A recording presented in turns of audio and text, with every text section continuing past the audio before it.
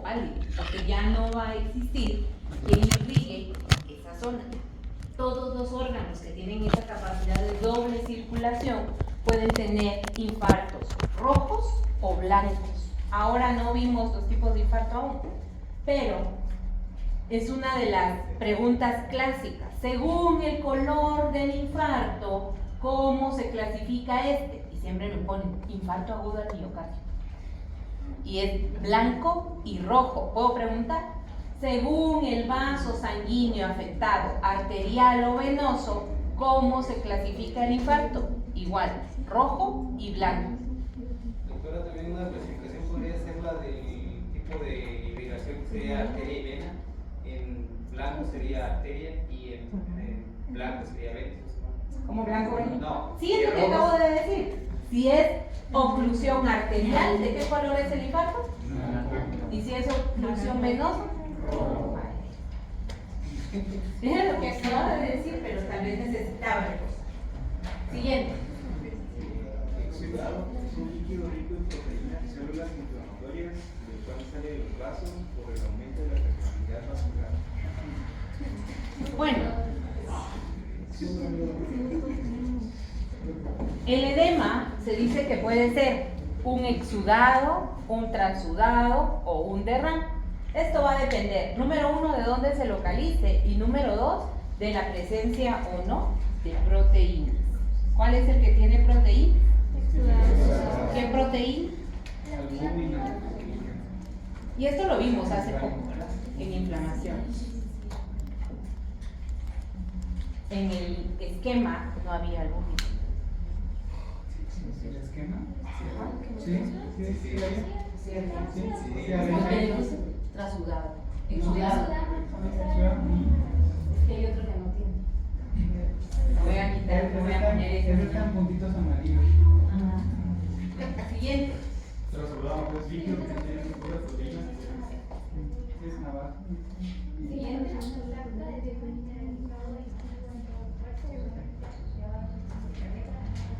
Okay. La anasaca no solo se relaciona con insuficiencia cardíaca, con neoplasias, sino también hay una lesión por desnutrición que puede hacer o simular que los niños se vean gorditos, cuando en realidad no están gorditos. Lo que tienen es edema, pero también se asocia a desnutrición. Brian, siguiente pregunta.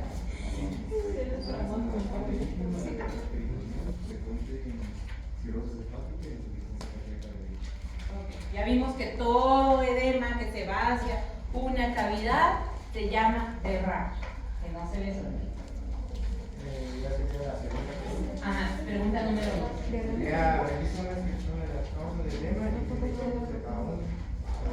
¿Cuántas son?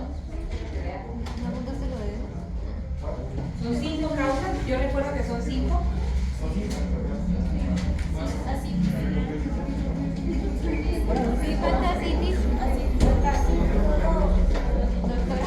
El capítulo 5. ¿Cuántas dices? ¿Ya lo dijo? Sí, lo dijo. Ay, pero ¿qué dijo? ¿Qué dijo de derrame, doctora? Que es cualquier edema en una cavidad. Sí, yo tengo cualquier edema líquido. No líquido. Bueno, voy a hacer la finca de vamos ¿Cuál es la de derrame? Que puse de derrame, no, porque será porque se refería con la atención Son cerebral. 5 las causas de edema. Yo acostumbro a preguntar no cuáles son las causas de edema, sino por ejemplo, escriba 2 ejemplos de edema asociado a obstrucción linfática. Escriba 2 ejemplos de edema asociados a aumento, disminución de la presión, asociados a retención de sodio. Entonces, esa que, si no mal recuerdo, es la tabla 5.1 o 4.1. Esa, por favor, estudienla para el examen. ¿Es capítulo 5? Entonces es 4.1. Es capítulo 5, pero de otra edición. Es tabla 4.1. Si ustedes la copiaron igual, pues no hay ejemplo. Y dice, grupos fisiopatológicos de edema.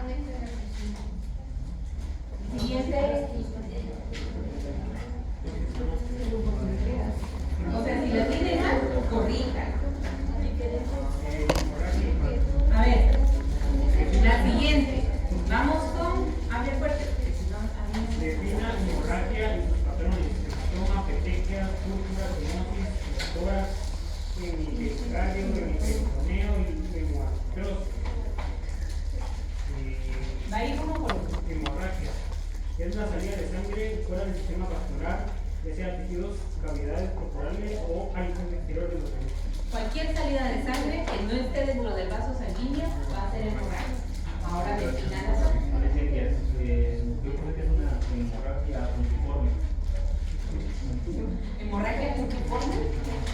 Sí, pero hace mucha referencia en los patrones de hemorragia al tamaño que pueden tener.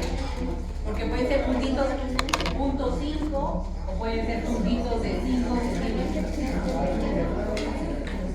Siguiente.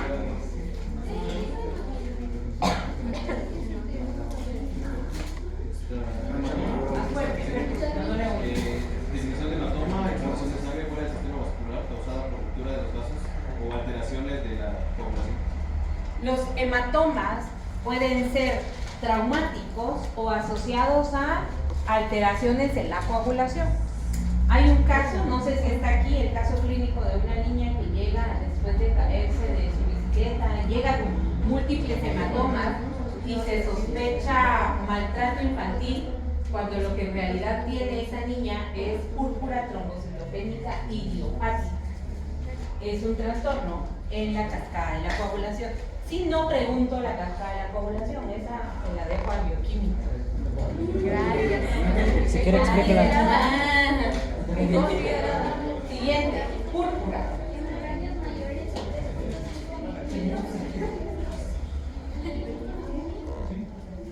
Hemorragias mayores a de 3 a 5 milímetros. Siguiente.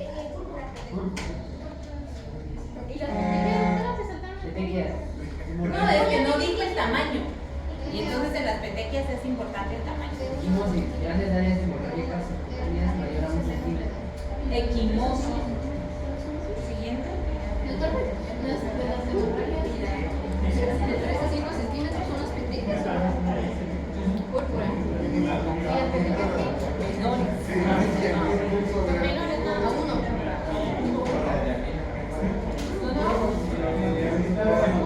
Hemotora. Hemotora es acumulación de sangre en la cavidad pleural. Muy bien. Y las demás hacen referencia solo a la cavidad en donde se encuentra.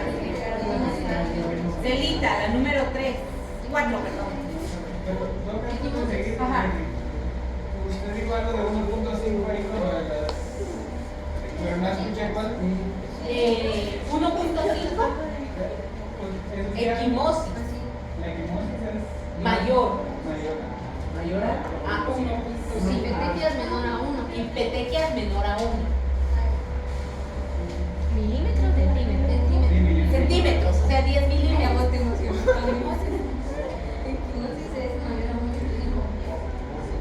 ¿Qué número nos toca?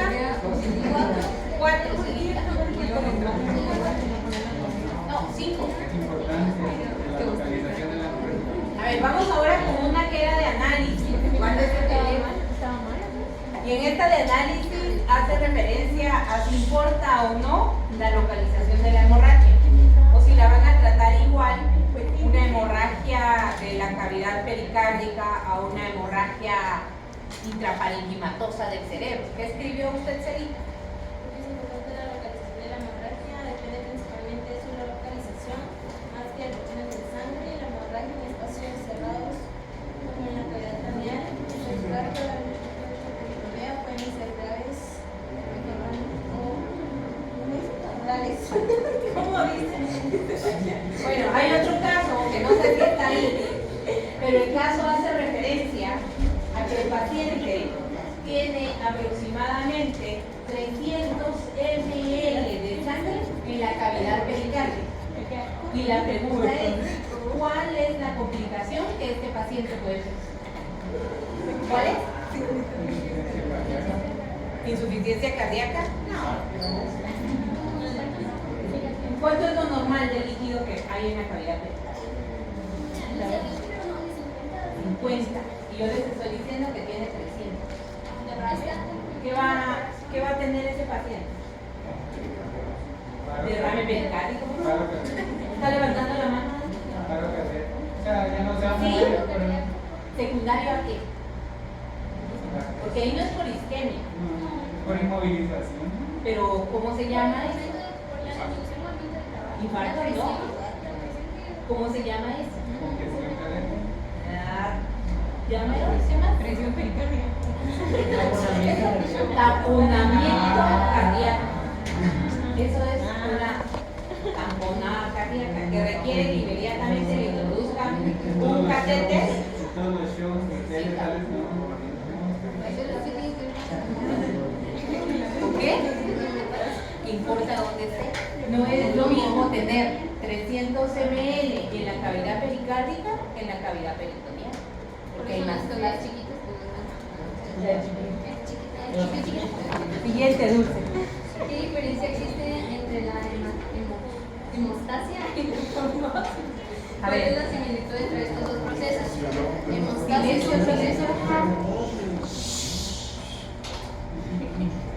un proceso fisiológico y estrictamente regulado que se activa únicamente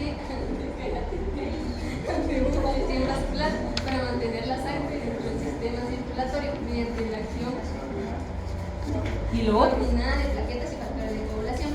Trombosis es un proceso patológico donde se forma un coágulo dentro del sistema vascular, lo que puede obstruir el flujo sanguíneo y causar isquemia o infarto. Ambos procesos comparten mismos mecanismos celulares y moleculares, pero la trombosis representa una activación inapropiada de los mecanismos normales de la hemostasia.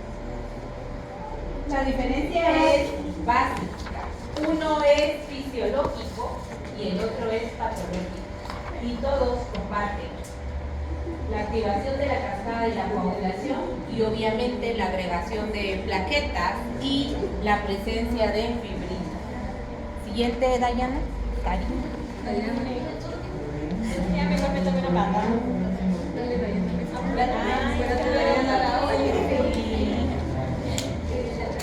Explica la importancia de los componentes de la triada de Virchow. Bueno, vamos con una que venía en el examen. Está fundamentada. ¿Cuál es la triada de Virchow? Bueno, saberlo. Ya sé por qué no lo hizo antes. Porque les hubiera dado la respuesta. Pero mire, esa ya era retención de a largo plazo, a menor plazo. Sí, no te la también.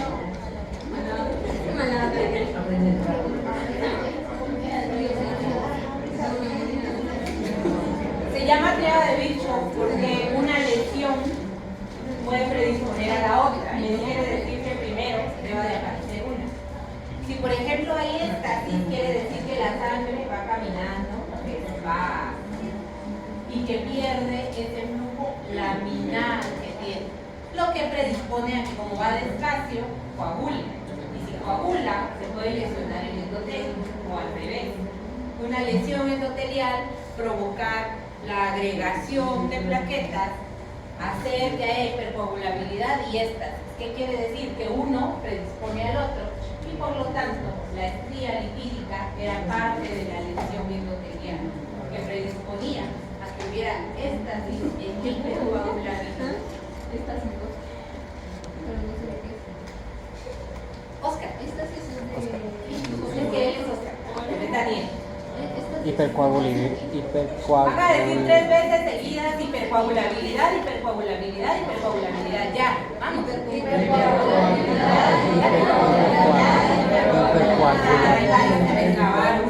Hipercoagulabilidad.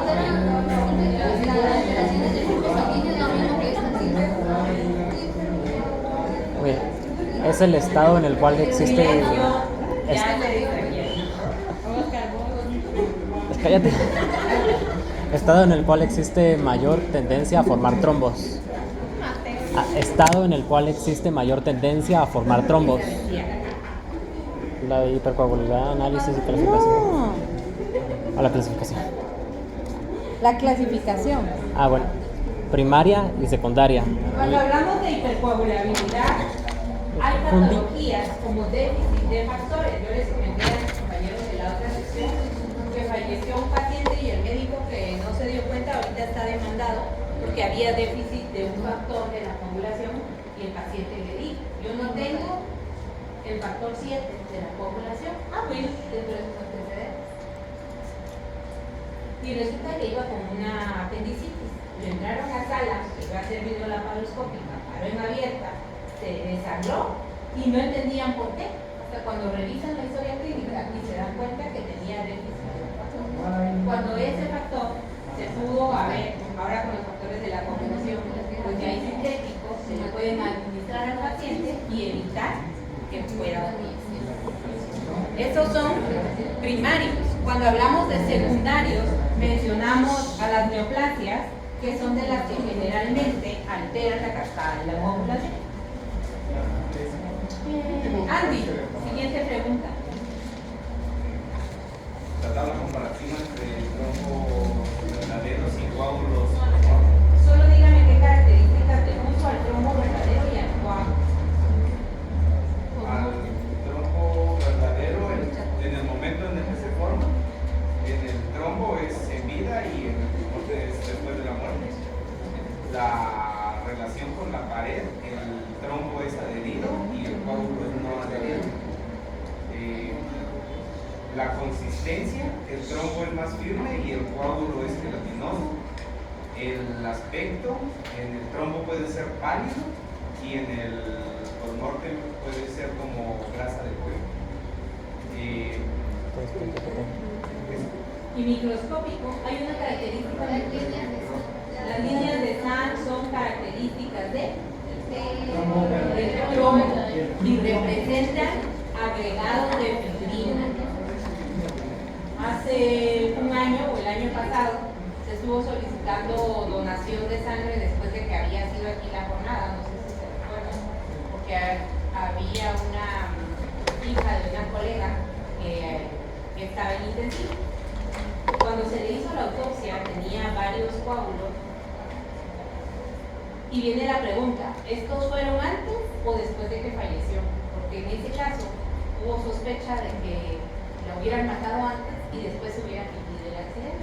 Entonces era importante determinar si esas lesiones que presentaba eran pre-mortem o post-mortem.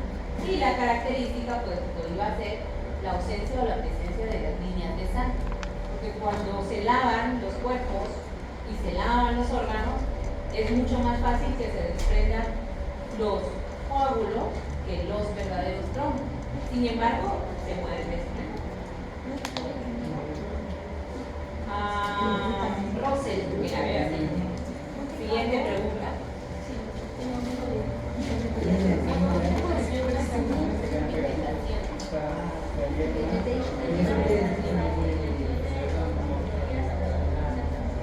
No escuchamos, Rosel. Defina vegetaciones y mencione dos patologías en las vegetaciones. Las vegetaciones son masas tronbóticas adheridas a los lados de las cajeras.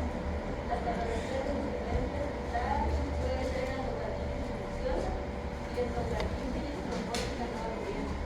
También está la endocarditis de Lippmann-Sachs, que es asociada a Lippmann-Sachs, asociada a lupus eritematoso.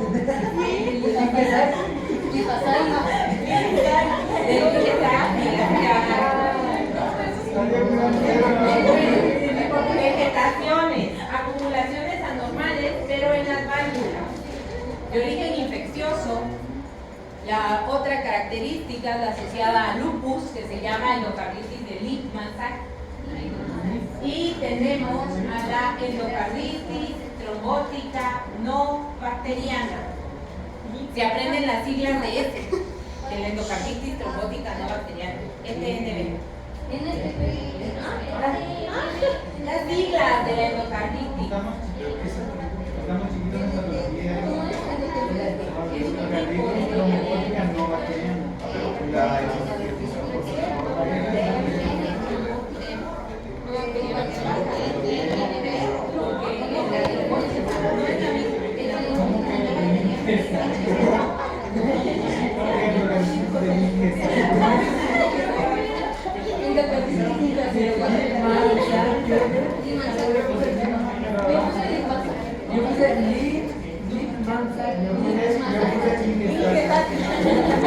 Y la última, esa es la última.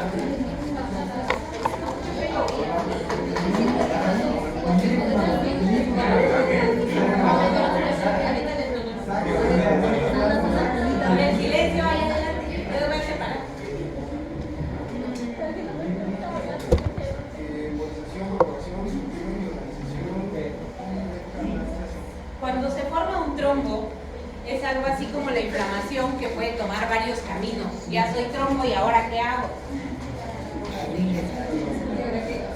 Puede ser lo que quiera hacer.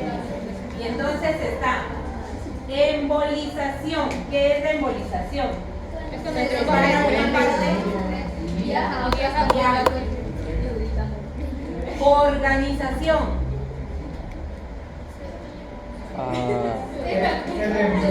Se transforma por tejido fibroso. El trombo se vuelve tan pilas que ya no todo es sangre, sino que crea espacios entre él y cuando viaja la sangre es capaz de pasar por esos espacios y sigue permitiendo el flujo sanguíneo. Disolución es de que actúa la fibrinólisis y se va. Creo que también hay uno de los casos los tuvieron que haber revisado ayer, están de esos 64 o 53 casos, en donde se les pregunta cuál es el mecanismo que usa la tenecteplasa para actuar en un infarto agudo del miocardio. Es un antitrombótico. Y está dentro de los casos y les dice qué mecanismo del trombo es el más probable que haya surgido. Y lo que hace la tenecteplasa es la fibrinólisis, la destrucción. Cuando ustedes van a estar el otro año, porque el otro año les toca la medicina interna, y ven a pacientes con infarto agudo al miocardio, hay un periodo de ventana en donde al paciente se le puede ingresar a cirugía para recanalizar ese trombo. Y hay otras veces en las que no, ¿verdad? Y fallece, y de eso depende que ustedes sean capaces de detectar. Ustedes o todos los que están al final. Son un montón. La propagación es cuando se forma el trombo, embolización y disolución. Pero ¿cuál es la recanalización? Es que se haga mayor. Recanalización es este al que le puse bolitas. Ah, ok, entonces está bien. Sí, está fácil. Yo tengo 4. Y la fibrinólisis. Pero la fibrinólisis es disolución. Sí, es la disolución. La última, a ver aquí, Dorian. ¿Cómo que última? ¿Ya no hay? Esa es la última.